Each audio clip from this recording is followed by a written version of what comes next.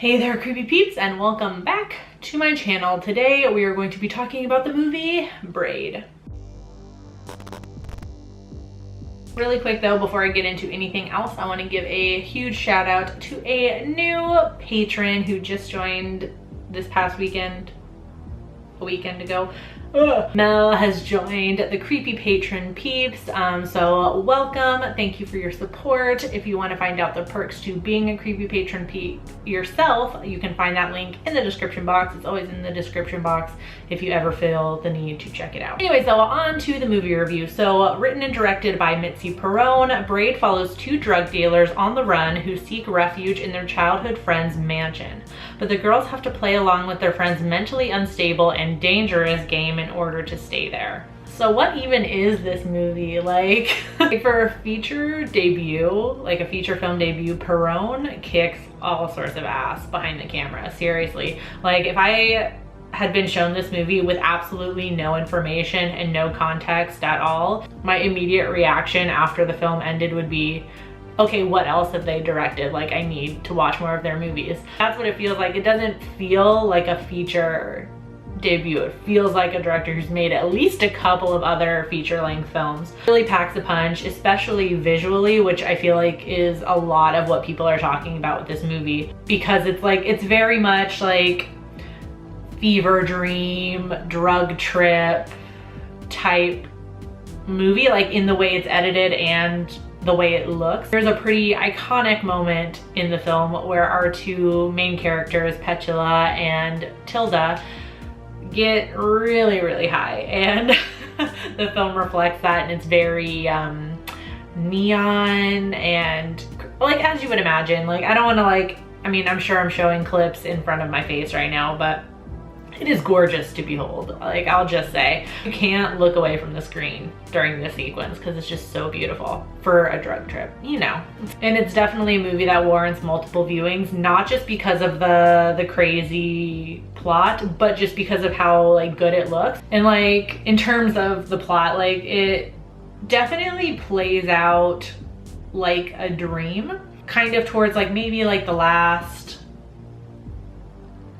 like entire half of the movie, but maybe like the last third of the movie ish definitely plays out like a dream, where like the scenes are like, the way the scenes are put together doesn't necessarily make sense, but it also does kind of, I don't know, I don't like I don't want to spoil anything and I don't want to give anything away, but it definitely feels like a dream. That's all I'm gonna say. But it feels intentional, the way the scenes were put together. Like definitely like in editing this movie, it feels like, it just feels like everything like was put in its place for a reason. I don't know if that was the case, but that's just what it feels like watching the movie. In terms of performances, amazing. We have a great cast. Playing our two kind of like main characters, I guess you could say, are Imogen Waterhouse and Sarah Hay, which for those of you that don't know, I do some stuff on Morbidly Beautiful, and I remember talking about the cast of the upcoming Lost Boys like TV reboot, and Sarah Hay is gonna be in that reboot, so I'm even more excited now to watch that after seeing her performance in this. Like, and then of course we have Madeleine Brewer, who plays the very mentally unstable friend who's living alone in this mansion, and I know a lot of y'all loved her in Cam, myself included. She was amazing and just as great in this film also. The only thing I wasn't a huge fan of was the way the characters were written. They felt very flat. They seemed to lack any depth, which could have been the point. I don't know. Like I said, a lot of this movie, like everything in this movie feels very intentional, so it could very well be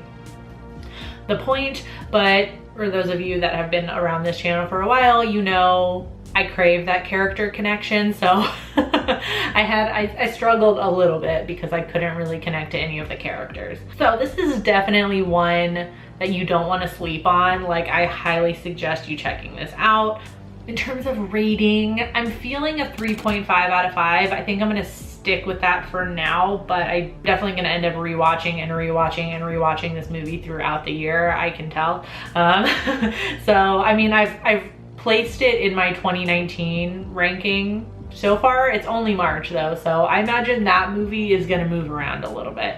Who knows what direction, but it's gonna move around a little bit after I watch it a few more times. On IMDb, it has a 5.2 out of 10. On Rotten Tomatoes, it has an 88% critic score and a 64% audience score. And then on Letterboxd, it has a 3.1 out of 5. It's available to rent on Amazon, so there will be an affiliate link in the description. There's always a link to my blog where all of my affiliate links are, just for movies. If you want to watch them on Amazon, there's no pressure to watch it that way whatsoever. I just, you know, it does help out the channel a little bit if you do.